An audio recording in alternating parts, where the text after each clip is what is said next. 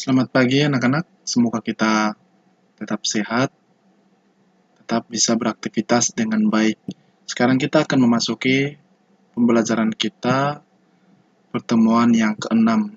Dalam pembahasan ini kita akan membahas tentang gereja yang kudus.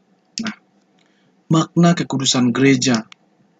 Gereja itu kudus, dari mana gereja berasal, kemana arah yang dituju. Gereja dan unsur-unsur ilahi yang ada di dalam gereja adalah kudus. Kekudusan atau kesucian gereja adalah kekudusan atau kesucian Kristus sendiri. Nah, gereja menerima kekudusan sebagai anugerah dari Allah Kristus oleh iman. Kesucian gereja tidak datang dari gereja itu sendiri, tetapi datang dari Allah dan dipersatukan dengan Roh Kudus. Jadi makna gereja di sini, Allah menerima kekudusan sebagai anugerah dari Kristus oleh iman.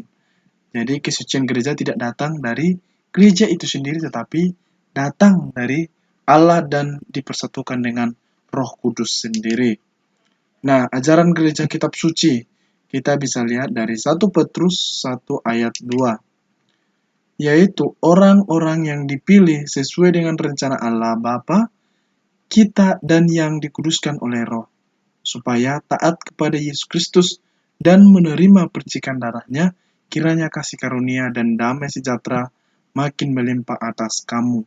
Jadi kita di sini adalah orang-orang yang dipilih oleh Allah, yang direncanakan oleh Allah, supaya taat kepada Yesus Kristus, kita menerima darahnya sendiri. Kita akan memuliakan namanya, kita bisa menyambut Yesus sendiri lewat perjamuan Ekaristi.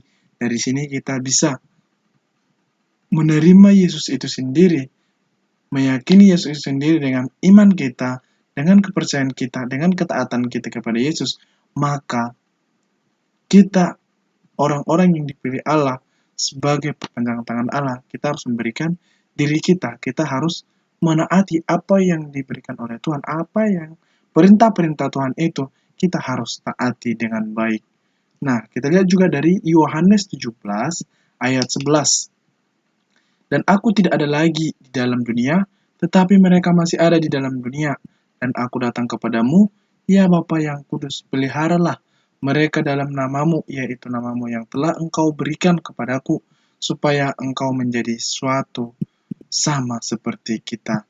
Nah, Allah di sini ketika di dunia sama seperti kita yang mengalami bagaimana kisah penderitaan oleh manusia, maka kita diajak untuk datang kepada Yesus, untuk datang memberi apa yang kita butuhkan dan apa yang kita sedang deritakan dalam hidup kita sehari-hari, maka kita diajak supaya kita selalu memberikan diri kepada Tuhan, supaya Allah selalu memelihara kita, supaya Allah selalu memberikan kita jalan yang terbaik. Nah, kita lihat dari ajaran gereja. Uskup mempunyai kepenuhan sakramen tahbisan, maka ia menjadi pengurus rahmat imamat tertinggi, terutama dalam Ekaristi, yang dipersembahkannya menjadi sumber kehidupan dan pertumbuhan gereja. Gereja Kristus itu hadir dalam semua jemaat beriman setempat yang sah, yang mematuhi para gembala mereka, dan dalam perjanjian baru disebut gereja. Dari sini uskup yang mempunyai kepenuhan sakramen tahbisan dan jemaat beriman setempat yang sah, yang mematuhi. Jadi kita harus ikut serta, ikut mengambil bagian untuk mematuhi, untuk mengikuti para gembala, para imam kita, para uskup kita, bagaimana cara mereka untuk memberikan ajaran-ajaran gereja, ajaran-ajaran kitab suci kepada kita. Kita harus membuka hati kita membuka pikiran kita, supaya kita bisa mengemani bagaimana Allah itu datang kepada kita Yesus itu datang kepada kita untuk memberikan jalan kepada kita.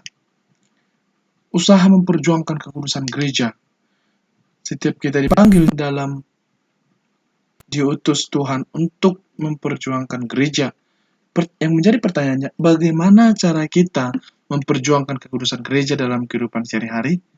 Ya, tentu saja, kekudusan dapat dilakukan dalam saling memberi kesaksian untuk hidup sebagai putra-putri Allah. Kekudusan dapat dilakukan dengan cara meneladani semangat hidup orang-orang Katolik yang telah mencapai kekudusan, seperti Santo Santa atau para martir yang berjuang menegakkan kebenaran demi kemanusiaan.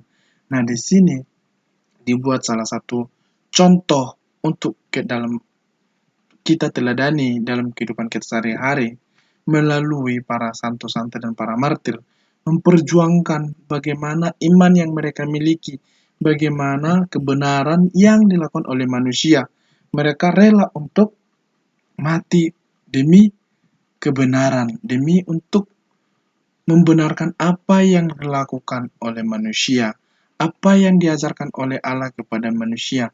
Jadi kita juga semua manusia, kita untuk ikut dalam mengambil bagian seperti Santo Santa.